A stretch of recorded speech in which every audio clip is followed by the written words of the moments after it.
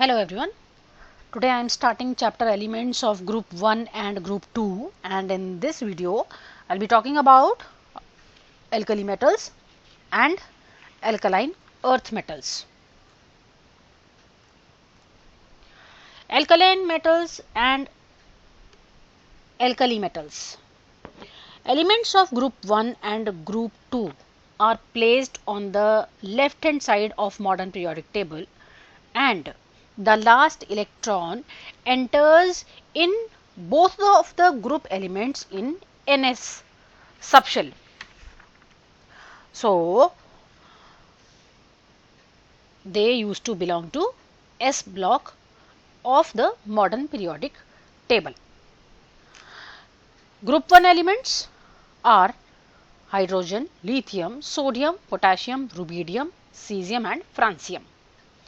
These elements except hydrogen are collectively called as alkali metals, and two elements of group 1, sodium and potassium, are the 6th and 7th most abundant metals or element in the earth crust, but francium does not occur appreciably because it is radioactive and its half-life is not very big. It has short half-life period. Group 2 elements. Group 2 elements are beryllium, magnesium, calcium, strontium, barium and radium. These elements are collectively called as alkaline earth metals, and these are called as alkaline earth metals because they occur as minerals in rocks. The element magnesium and calcium are found abundantly in earth crust, and radium is the rare metal and it is also radioactive metal. Radium is one of the first two radioactive elements discovered by Madame Curie. Now, electronic configuration of group 1 and group 2 elements. Group 1 element from hydrogen to francium. These many are the atomic number. If we see the condensed electronic configuration and the electronic configuration of each element in this group, we are seeing the last electron is entering into the S subshell. Like in case of lithium, helium and 2s1 is the condensed electronic configuration. So, last electron is entering in 2s1. In case of potassium, it is entering 3s1. In case of sodium, it is entering into 3s1. In case of potassium, it is entering in 4s1 and so on.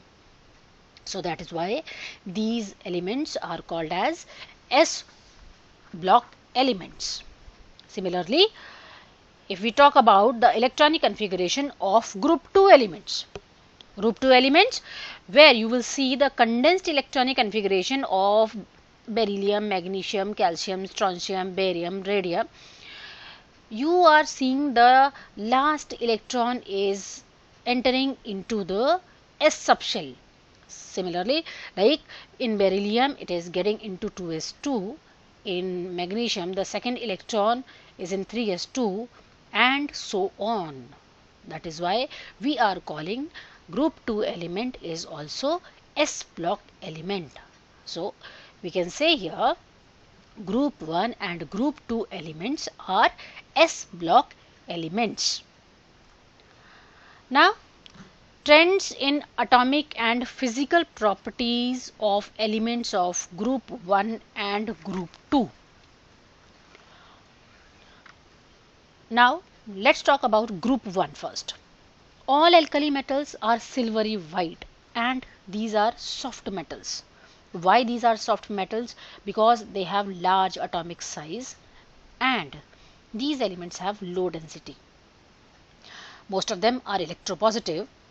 And if we talk about alkaline earth metals are also generally silvery white and these are lustrous also, these are soft also, but they are harder than the alkali metals. They are also strong electropositive in nature, but if we compare alkaline earth metals to alkali metal, they are less electropositive.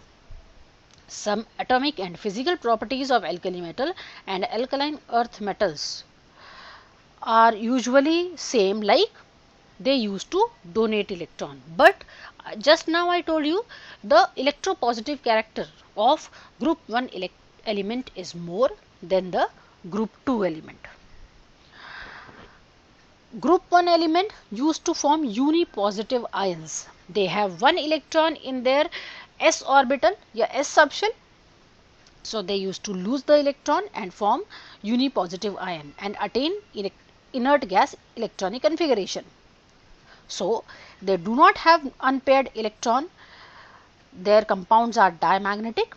That is why they are colorless. Group 2 elements, they used to form divalent ions.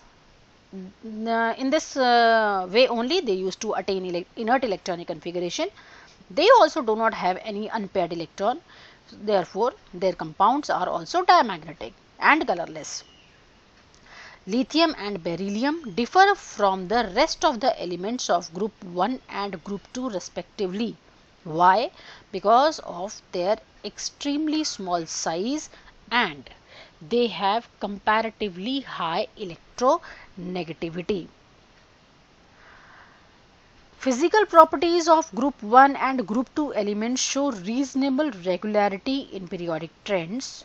Thus, the atomic and ionic radii and density increases down in both the groups. Just now I say you the atomic and ionic radii and density increases down in a group. The atomic radii increases because as we are moving down there is a addition of new shell. So the atomic size increases. Their ionic radii also increases down in a group. When we are moving down in a group, as the electropositivity is increasing and atomic size is increasing, we can say the ionization enthalpy decreases. And we can also say the electronegativity will also decrease down in a group when we are talking about electronegativity particularly. The elements of both these groups have high negative values of standard reduction potential. That means generally all the elements used to behave strong reducing agent.